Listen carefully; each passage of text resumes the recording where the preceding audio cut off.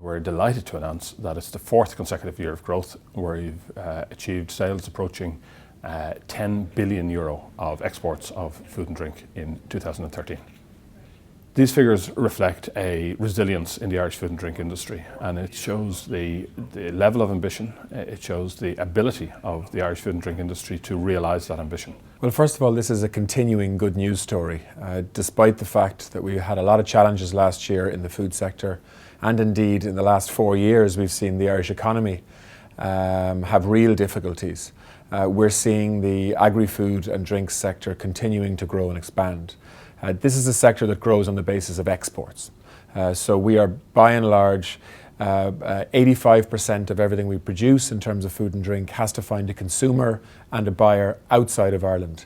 Our biggest market is the UK, our second biggest market is the rest of Europe, and a really exciting growing market now is the rest of the world. And all of these markets are growing. Consumers want what we produce in Ireland, both within the European Union and outside it, because we produce top quality, safe, tasty, sustainable food and drink.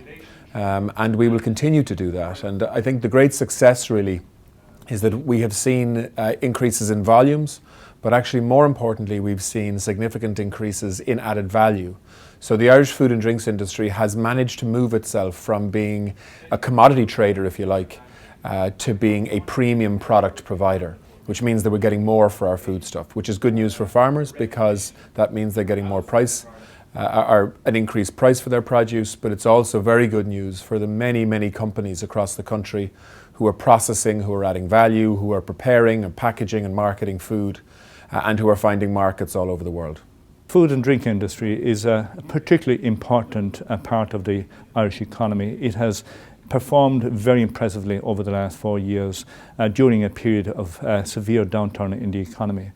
Over the last 12 months, our exports from the food and drink industry have grown significantly by 9% at a time when all other merchandise exports have actually fallen back. So again, I think we have to bear in mind just how strong the food and drink industry is in terms of its current contribution to the Irish economy at a particularly important time of its development.